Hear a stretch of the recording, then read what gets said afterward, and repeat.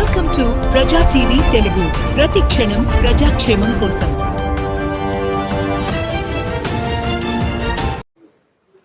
నా పేరు రవిశంకర్ అండి.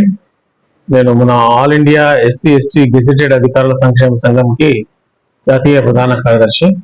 నాతో పాటు ఉన్న వాళ్ళు సురేష్, మా ఎడి ట్రాన్స్కో, మా అసోసియేషన్ సభ్యులు.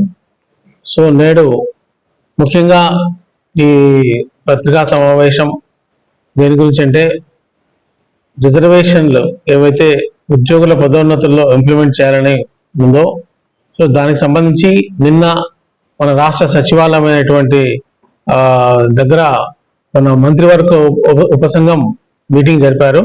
సో దాంట్లో సంఘాలు పిలిచి వాళ్ళ అభిప్రాయాలు కూడా అడగడం జరిగింది. సో దీంట్లో ఈ సందర్భంగా మేమేమి మా సంఘం తరఫున డిమాండ్ చేస్తున్నామంటే, ఎస్సీ ఎస్టీ ఉద్యోగులకు రిజర్వేషన్లు ప్రమోషన్లో కల్పించాలి తదనంతర సీనియారిటీతో పాటు అనే విషయం పైన ఆల్రెడీ గత 2-3 సంవత్సరాలుగా సెక్రటరియట్ లో చాలా వాడిగా ఉంది.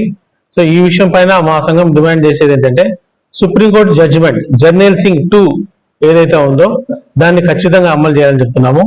దాంట్లో స్పష్టంగా క్యాల్కులేషన్ ఆఫ్ అడిక్వసీ ఏదైతే ఉందో, ఎస్సీ ఎస్టీ ఉద్యోగుల శాతం వాళ్ళు ఓపెన్ కేటగిరీలో వస్తే ఎలా చేయాలి, రిజర్వ్ కేటగిరీలో వస్తే ఎలా తీసుకోవాలి అని క్లియర్ గా చెప్పింది. అది ఏం చెప్తుంటే, ఎస్సీ ఎస్టీ ఉద్యోగులు రిజర్వేషన్లు పొందినప్పటికీ వాళ్ళు జనరల్ కేటగిరీలో ఓపెన్ కేటగిరీలో వస్తే వాళ్ళు ఎస్సీ ఎస్టీ ఉద్యోగులుగా కన్సిడర్ చేయకూడదు, అడిక్వసీని దాంట్లో క్యాల్కులేషన్ చేసుకోకూడదు. వాళ్ళు ఓపెన్లో వచ్చిన వాళ్ళు సపరేట్ గాను, రిజర్వేషన్లో వచ్చిన వాళ్ళు సపరేట్ గాను చేసుకోవాలి. చాలా స్పష్టంగా ఆ కేసులో సుప్రీంకోర్టు చాలా స్పష్టతనిచ్చింది. దాన్ని ఇంప్లిమెంట్ చేయమంటున్నాం. అట్లనే ఇప్పుడు కొన్ని సంఘాలు సెక్రటరియట్ లో ఏం చేస్తున్నాయంటే, ఇనిషియల్ క్యాడర్ తర్వాత ఫీడర్ కేటగిరీ గురించి వాళ్ళు అడుగుతున్నారు.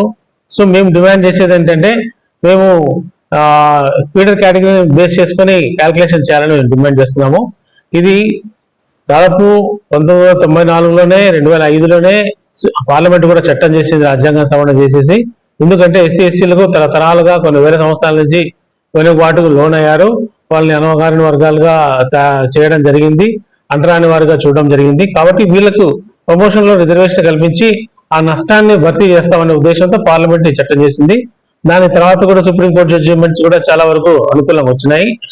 కాబట్టి ఇక్కడ ఈ విషయంలో సెక్రటరియట్ లో ఉన్న ఉద్యోగస్తులు ఏదైతే ఉన్నాయో వాటికి కాదు, రాష్ట్రంలో అన్ని శాఖల్లో కూడా అన్ని డిపార్ట్మెంట్లో కూడా ఉద్యోగస్తులకి జర్నల్ సింగ్ 2 జడ్జిమెంట్ వర్తింపజేస్తూ, అలాగే ఇనిషియల్ క్యాడర్ కాకుండా ఫీడర్ కేటగిరీ లెక్క చేసుకొని ఉద్యోగ ఒక ప్రమోషన్ లో కనిపించాల్సిందిగా మేము సంఘం డిమాండ్ చేస్తున్నాం.